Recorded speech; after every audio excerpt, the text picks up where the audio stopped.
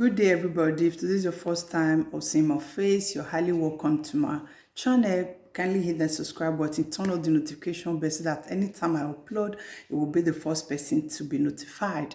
My people, how una day? I greet all of una according to una time.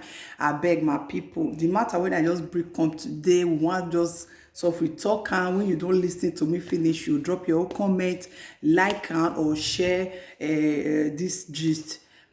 We want to talk about people when they marry at the same time they single. The reason why I decide to come talk am because if you see now, maybe if it not happen to you, maybe people when they around you, most especially people when they be say dem dey for Nigeria, then go Nigeria go marry. Make we first start with them. Different kind of parents when we dey see and how they like to handle things or hide under situation till they handle things and they no just want come out full. Most time you see some guys for here, they go Nigeria, go marry, they go do their thing, everything go do okay. Maybe based on maybe they leave their girlfriend for house before when things don't do okay, they don't get document, they'll decide to come, they'll go marry the girl, fine. And sometimes you see some people when be say they don't stay for here, they don't friend girls, they don't really like Europe girls according as they call them, they go decide to go Nigeria, go marry. It still dey like that. But the one when they baffle me for inside, you go Nigeria, go marry. Based on say you no want marry for Europe or you no want marry, you no want leave the girl when you first date for house before you come Europe. And most time after they don't do the marriage and this person now you get document, you dey work. Why e be say most of them no dey like to carry their wife come? Why e be say most of them no dey like to carry their family, their wife, their children, they no dey like to carry them come, even if say they get work, they get document, they get house, they no go like to carry the woman come. Now you marry, to you now you dey married, you as in you don't marry, you marry her maybe by you with church tradition or whatever, how you take do the marriage. But at the same time you dey single, you be single parent, and your wife when you marry now she still be single parent. According to the Bible, they say man go leave mama and papa go join with him wife, then they go start family. Now the new age marriage when they see now WhatsApp video, now be the now WhatsApp, now be the now there for they do the matrimonial things, now there for they do everything. Now there you foresee your children, now there you foresee your wife, now there you for make love to your wife and do many things. The waiting make the thing just come the baffle me. And most time those people they quick to call people you be single mother, you be single father. They believe say that one when they not just marry, when he just born for now be the real single mother or single father. No, even you yourself when you be say you just marry, you do everything register, you still be single parents. Because you know they come house every month, you know they come house every 2 months, sometimes they come house once a year, sometimes they come house once in 2 years. And when you take they come meet your wife now, okay, if you now I don't understand the reason when be say so guys now go marry marry woman for Nigeria, you reject the woman when they for Europe because of one reason or the other, you go marry the woman when they for house. Why you not go carry your wife and your children? Why you not they carry them come?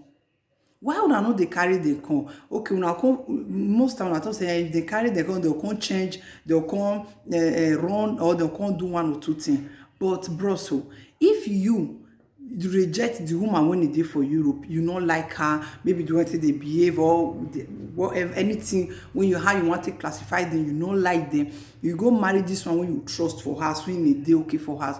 Why you know when be say even when you don't get house, everybody know how they play for you. No law except say you, if you not be criminal, you not do anything, you not dey against law, no law go ever separate a family. Like your children and your wife. You will get documents, you get house when you rent, but to carry your wife come na problem. You no go one, even when the woman ask you, when I will come me, you go bring quarrel.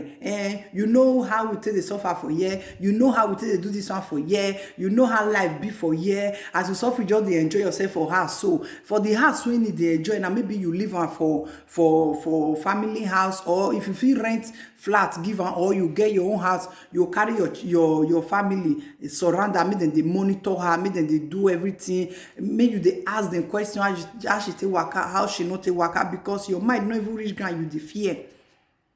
You no go want, okay, when the girl go ask you now, you dey bring her say, na so suffer dey for Europe. Okay, the girl no go fit suffer for Europe, the girl no go fit work for Europe. Your children, okay, as this life when e just short, when person no know the day when you want break tomorrow, your children, you go miss everything of your children. When be say they grow now, you no go know. Now telephone them for call you, hey baby, don't get it oh, baby don't dey sit down oh, baby don't dey crawl, baby don't dey waka oh, baby don't start nursery school, baby they do well for school. Okay, why you know as a man, you since as a man when you don't already decide say now this one now you want marry, now this one now be your life and everything, you don't marry her for her. Why you no do everything possible to take carry her come? Why una no dey carry them dey come again? Why una no dey carry them dey come? So una dey fear say they will come rock comot. I no really understand, because sometimes the thing it dey somehow many children, this generation, as in 80% of family now, all of them na single parents dem be, and all these children they grow all by themselves with one parent, with one. And most of all people now na single parents now they be.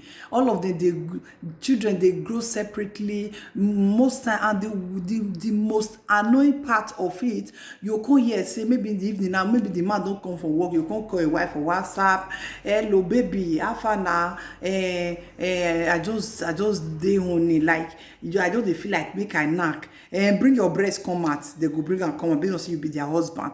Bring your this one come out, open your leg, open your this one, you go now to do soapy now the order of the day, you go do one, you go take release yourself, everything go dey okay. See, and remember bros, this internet now people they connect am o. This thing not be just automatica, not be automatica like that. It guys they people they when be say they connect this thing together to make sure say if you call person you go feel connect. People dey for somewhere when be say they put everything in order. People they work on our behalf.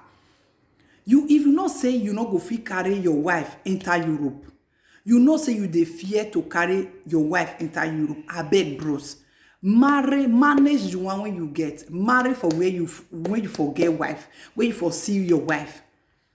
No go marry, go put for Nigeria. At the end of the day, you no go gree carry her come, you go dey give her excuse, now so this one no good, now so that one no good. As far as say you get working permit, you get house when you rent, you dey pay your bill. If you go tell government say you want carry your wife and your children enter Europe, nobody will stop you. As far as say you get documents, nobody go stop you. You go fit carry them come, then go live with you as one family. Okay, and sometimes now some don't even reach that kind 45 years. They don't born at the age of, maybe they don't get children of 12, 15 years for us. And throughout that time now, when that pikin reach that 12 years now 12 times, now they don't reach us. If they two go, maybe they don't go 15 times. Now let for all the marry when you marry now let 12, maybe 12 times, that 12 times or maximum 15 times now when you don't go Nigeria. For inside the 12 years now, mokuna mind calculate am by yourself. Maybe stay 3 weeks, it stay 1 month. Max if you two stay, you stay 1 month, then you come back. All the rest of your life, all the rest of the days, you dey single. And most of una, if una see where they for talk about single mother or single father, una go carry first. Bros, come, you dey single. And all those una wife when e dey for house, they still be single mother, as a single mother, those strong one, na they even single pass. Now they even single pass single mother, they single die. Because if document no expire, this one go happen. If this one not happen, you no go come before you renew document for you, before you gather money to buy ticket, before you no say you just buy ticket, now you come out, before you come gather money when you want to prepare luggage, buy things for them. 1 year, 2 years don't see pass, and that woman now is there for there. Is there for there. They wait for you as married woman, and tomorrow she go count herself as a married woman. No, my sister, you no marry. You are single mother, your own single mother get sticker. Because you they operate the two, you they operate married and single mother at the same time. I beg, make una try, even no matter how it be, how the condition be, deal with your family. Deal with your family. They see the changes of your children. They see the growth of your children. They see how your family take the maneuver. Not go open one small business of 200 or 500,000. Give the man, the woman. Then you gather your family member, make them they monitor her, they watch her. At the end of the day, when you go come once in 2 years. Then you come stay with her for 1 month. And una dey always dey get luck. That 1 month she dey always na that 1 month na she just take get belle, born again another 9 months. You no go know how she take do everything just because say you get video call, call when you fit see her, all those things. That one video call and physical thing no be the same thing. Abeg, if you know say you no go fit go house go meet your wife, if you know say you no go fit go Nigeria go meet your wife, go live with her, abeg marry her, carry her come where you dey. Who wan run go run. Who wan run go run. Some women dey for Nigeria, they even dey cheat on their husband when be say they dey for the same place. Talk less of the one wey be say you just marry, you travel, live am for there. Who wan run? Some day they no dey cheat, dem dey here, dey wait for you. Some day before you comot, they don alert their boyfriend say if they comot to abeg come take your place. And you now you dey for here, you want you suppose take care yourself. Sometimes you dey do control number, you dey call guests. Those guys when you no fit marry, you dey call them. Now you don't go marry your wife for Nigeria or for any African country when you for come. You don't go marry her, keep for there. Then you dey use people future wife till they do one night stand. Abeg bros, if you know say you go Nigeria, go marry. Carry and come, carry your children come. Make they see the changes of your children. Make they see how your children they grow. Your children and your wife don't this forbid Europe. If you know say you dey plan to go marry for Nigeria, as you dey marry her, we do paper make you take carry her come. You hear? Now that one now say me I can't talk. Oh, this matter we go get many episodes for inside. Maybe we just first start with this one. I beg my people, if you see this video, try and make you share am. Leave your own comments, like and God bless you all. Bye.